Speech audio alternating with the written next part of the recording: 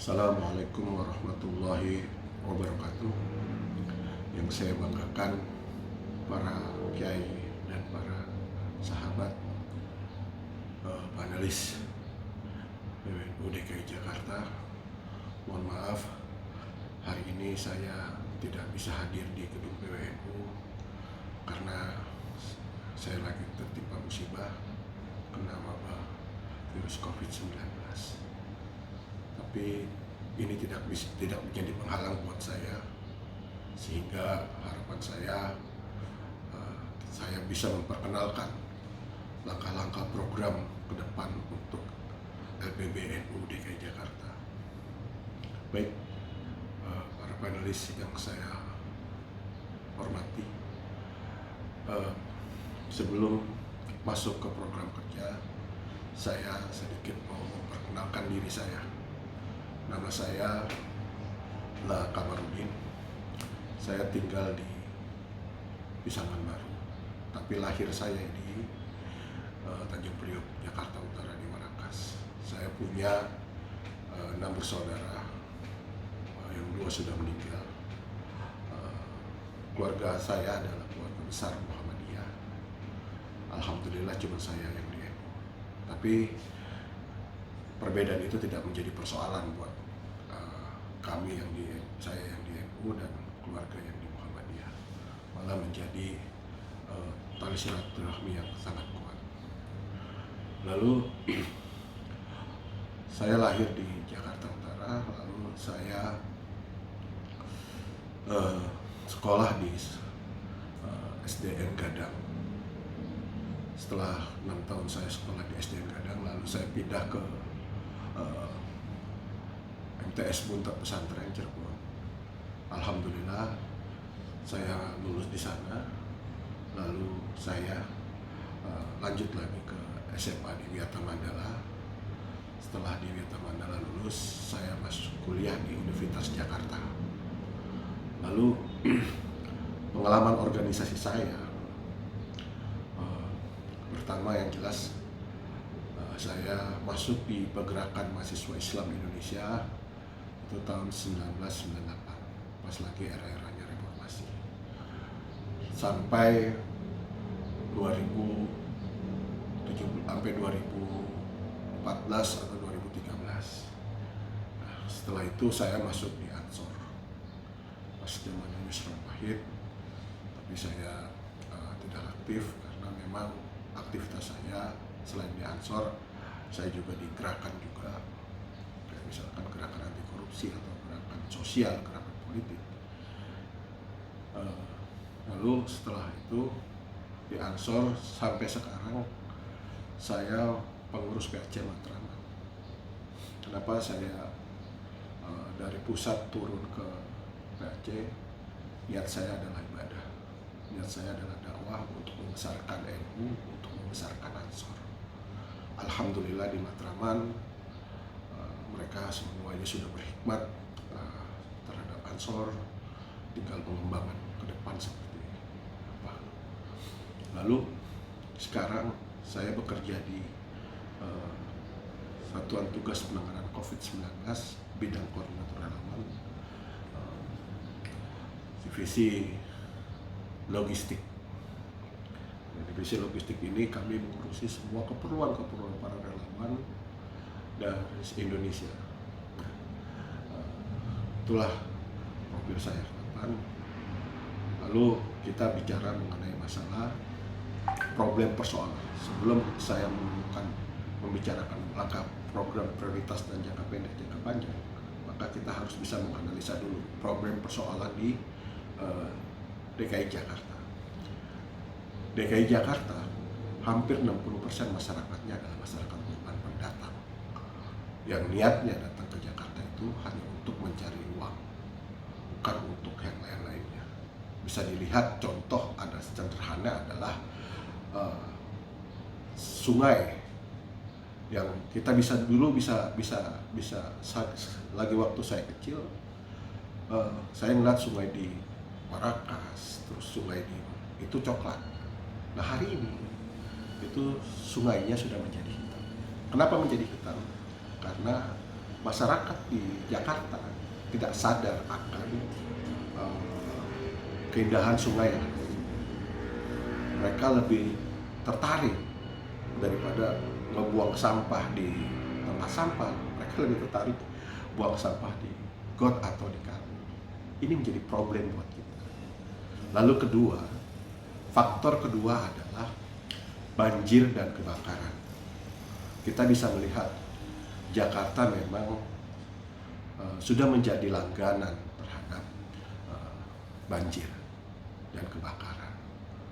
Faktor penyebab banjir itu karena sekarang di Jakarta sudah tidak ada lagi sumur resapan, yang ada gedung-gedung tinggi. Nah, sekaligus gedung tinggi maka memakai air hasil tanah, air tanah itu sangat tinggi, sehingga kalau kita lihat tidak ada gedung-gedung itu memikirkan bagaimana memikirkan untuk sumur resapan. Hanya sekitar 15% ada perusahaan yang di Jalan Sudirman atau di mana memikirkan sumur resapan. Ini juga menjadi problem buat kita. Lalu yang kedua, bagaimana kita menciptakan air resapan. Solusinya adalah air resapan, sumur resapan. Di banjir Jakarta ini kenapa menjadi besar? Karena adanya harus kita buat sumur resapan. Nah, ini yang menjadi problem buat kita, sehingga langkah ke depan nanti kita akan jabarkan dalam satu program unggulan atau program prioritas atau program jangka panjang. Dan yang terakhir adalah kasus virus corona yang di DKI Jakarta. Ini menjadi target utama saya. Bagaimana kita melakukan pencegahan, bagaimana kita melakukan tracing, bagaimana menciptakan gerakan vaksin, sadar vaksin untuk di pengurus pesantren-pesantren di DKI Jakarta, terutama Kiai. Data kasus suspek di DKI Jakarta itu kita ambil dari 2000 mencapai 644. Sungguh sangat mengkhawatirkan buat saya, karena ini yang meninggal. Nah, yang selamat dari virus corona ada sekian persen. Problem kami bukan di situ. Bagaimana tugas kami adalah menyelamatkan para kiai-kiai, para santri, para ustadz, dan majelis-majelis NU di DKI Jakarta agar mereka sadar vaksin. Banyak orang mengira bahwa vaksin ini adalah sebuah konspirasi, vaksin ini adalah sembunyi.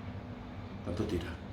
Saya yakin vaksin bisa mengatasi, menangkal bahaya virus COVID-19. Lalu, apa itu LPBI?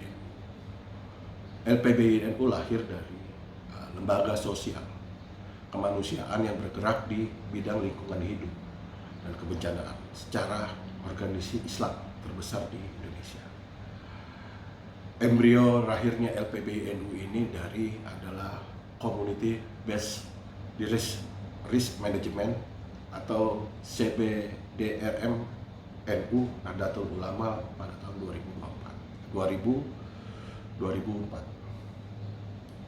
Saat itu CDR menjadi pionir langkah ke depan untuk kebencanaan. Program-program kegiatan CDR NU ini melalui kerjasama dengan para pemerintah, terus donor yang lain seperti pemerintah Australia, UNDP, ONOSHA, BNPB, Bakornas, Kementerian Agama, Kementerian Sosial, Kementerian Lingkungan, dan Palang Merah Indonesia. Jadi ini sekilas dari kita. Lalu ke depan adalah bagaimana ketika saya menjadi ketua LPBI, visi kita adalah menjaga kualitas lingkungan hidup untuk meningkatkan daya lingkungan dalam ketahanan air, ketahanan udara, kesehatan masyarakat Nahdlatul Ulama di DKI Jakarta. Misi kami, kalau yang dulu kita tetap akan melanjutkan program-program yang sudah berjalan. Misi kami adalah saya akan membentuk 267 posko kelurahan, di mana di situ nanti ada Satgas NU Peduli Sehat. Satgas NU Peduli Sehat ini bekerja sama dengan para bank. Ada di situ ada PMII, ada Batayat, ada Muslimah, terus ada IPNU dan IPPNU, lalu ada Ansor. Nah, dari misi ini maka kita akan bekerja sama membentuk posko ini, namanya bekerja sama dengan kelompok-kelompok eksternal. Kelompok eksternal ini bisa kita kategorikan adalah mereka organisasi yang punya di kedaerahan seperti FBR, dan kemungkinan besar kalau memang saya diizinkan, saya akan berkoordinasi dengan Kiai untuk FBR ini dijadikan posko Satgas Peduli NU, di mana di sini para relawan akan kita latih, akan kita install bagaimana mereka siap siaga, siap antar jaga, siap jemput dan antar jaga. Artinya kesiapan mereka dalam penanggulangan COVID-19 ini menjadi target utama kami. Apalagi di beberapa kelurahan, mungkin ada di Jakarta ada pesantren, ada majelis, ada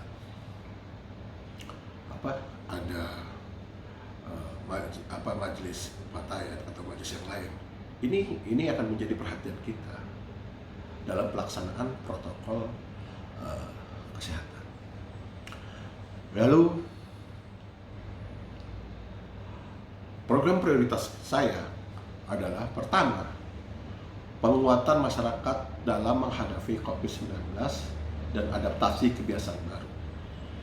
Pertama adalah kami akan mengkampanyekan perubahan perilaku dan peningkatan kesadaran masyarakat akan adanya COVID-19. Ini bukti, Pak, bahwa kenapa di Jakarta angka COVID ini semakin naik. Karena ada beberapa orang yang tidak akan percaya dengan COVID-19 dan mereka tidak mau memakai masker. Nah, ini juga menjadi problem di kita adalah di kalangan NU. Para kiai-kiai juga banyak yang mereka mempertertawakan ketika mereka pakai masker. Terus mereka ada yang tidak mau kiainya tidak memakai masker. Dan ketika kiainya tidak akan memakai masker, maka santrinya pun akan ikut. Ketika ustadz tidak akan memakai masker, maka ustadznya pun akan. Ketika habaib ada yang tidak memakai masker, maka jamaahnya pun tidak akan. Ini problem buat kita di Jakarta. Bagaimana kita melakukan sosialisasi agar tetap memakai masker. Saya ini adalah korban dari Delta hari ini. Jadi dalam situasi hari ini, virus Delta ada di badan saya, panas dingin, demamnya sampai hari ini tidak pulih, sehingga saya harus berjuang bagaimana sembuh dan negatif dari virus COVID-19. Lalu yang kedua adalah penyediaan fasilitas infeksi virus COVID-19, seperti misalkan kita membuka ruang isolasi. Kalau memang misalkan di tempat-tempat yang lain seperti Wisma Atlet, asrama haji, terus rumah susun pasar rumput itu sudah penuh, maka tawaran kita selanjutnya adalah bagaimana kita mempersiapkan madrasah-madrasah yang libur itu dijadikan tempat isolasi untuk para jamaah NU, ustadz dan kiai, atau misalkan jamaah NU. Misalkan ada beberapa sekolah MTS, madrasah aliyah yang punya NU, di situ kita inventarisir untuk menjadikan tempat isolasi. Atau kita akan bekerja sama dengan pemerintah DKI untuk melakukan tawaran seperti kejadian saya sempat menawarkan program agar GOR dijadikan tempat isolasi mandiri. Alhamdulillah di Matraman sudah terlaksana, walaupun ini sebenarnya saya menawarkan tahun 2020 bulan Juni, hari ini baru terlaksana semua. Jadi eh, gor gedung olahraga dijadikan untuk fasilitas isolasi mandiri. Jadi di rumah sakit itu tidak ada lagi orang yang isoman dengan CT-nya 35, 34, 24 itu ada di rumah sakit. Melainkan mereka harus pindah ke tempat yang memang benar-benar tidak menjadi prioritas dalam penanganan ini. Yang menjadi prioritas kami adalah rumah sakit di situ adalah misalkan CT-nya 16, CT-nya 11, CT-nya 10. Itu akan menjadi prioritas kami. Yang kedua adalah bagaimana ini yang problem kedua. Para kiai dan para ustadz, para habaib harus sadar bahwa vaksin itu perlu. Vaksin itu perlu untuk masyarakat Indonesia. Ketika para kiai dan para ini akan menjadi ngikut ketika kiai percaya untuk divaksin, maka santrinya, wali santrinya akan ikut-ikutan untuk vaksin. Ini problem Pak di DKI Jakarta. Lalu kita akan berkolaborasi. Lalu ketika LPB lalu siapa yang kita akan berkolaborasi? Kita akan berkolaborasi dengan Satgas Penanganan COVID-19 BNPB. Lalu ada BUMN. Lalu ada BUMD. Lalu ada perusahaan swasta dalam penggalangan donasi bantuan untuk penanganan COVID-19. Nah, dibentuk dari semuanya itu adalah Satgas NU Peduli. Dan ini ingat bahwa kami tidak pernah mau mematikan program yang sudah berjalan, tapi saya tetap menjalankan program yang ada, yang sudah berjalan, tapi cuma hanya program kami hanya memperlebar sampai tingkatan kelurahan. Lalu advokasi, pelestarian lingkungan dan pengendalian perubahan iklim ini juga menjadi tugas kami bagaimana kita bisa sadar terhadap dan sigap terhadap perubahan iklim di DKI Jakarta. Problem kedua di Jakarta itu adalah banjir, rob, hujan, dan kebakaran. Nah, perubahan iklim banjir, rob, dan hujan ini menjadi prioritas kami ketika ada orang yang memang kena dampak dari banjir itu, maka peningkatan pemahaman pemilik dan pengelola gedung tinggi dan fasilitas umum secara menjadi ancaman bencana. Lalu yang ketiga adalah membentuk relawan siaga bencana dan tanggap darurat serta kelembagaan. Pertama adalah memaksimalkan dan mengintegrasikan upaya pengurangan resiko bencana. Yang kedua, pembinaan dalam pemulihan pasca bencana. Lalu ketiga adalah membentuk relawan siaga di pondok pesantren, majelis taklim, majelis pengajian untuk para kiai, para ustadz, para habaib. Jangan sampai mereka menjadi satu klaster yang bermasalah. Lalu ketika jadi klaster, mereka kita bentuk untuk di setiap kelurahan menjadi relawan siaga. Relawan siaga ini sama seperti Satgas NU Peduli, tapi mereka siap antar jaga dan siap melakukan apa saja. Misalkan pemulasaran di Jakarta kemarin hampir saja para nakes non medis, yaitu untuk pemulasaran ini hampir mereka tidak ada yang sanggup. Ada beberapa tenaga medisnya itu terpapar COVID-19. Lalu saya coba menawarkan kawan-kawan Gerakan Pemuda Ansor untuk melakukan tenaga pemulasaran di Kecamatan Matraman. Saya ambil contoh karena memang Matraman dari kemarin itu sudah menjadi zona hitam. Dan alhamdulillah kita sudah ada 20 orang. Dari 20 orang itu mereka siap siaga untuk standby di kelurahan. Lalu kalau ada masalah mereka langsung ada yang meninggal, mereka sigap untuk di kafani, terus disiram, terus habis itu dikubur. Nah, inilah yang akhirnya menjadi targetan buat kami dalam penanganan COVID-19. Lalu program jangka panjang dan jangka pendek itu apa? Untuk persoalan penanganan banjir di Jakarta. Ini yang harus tadi yang kita lihat bahwa sumur resapan ini tidak ada. Padahal tahun 2020 sampai 2022 Pemda DKI mengeluarkan anggaran sebesar 441 miliar dari APBD DKI 2021. Lalu targetnya apa?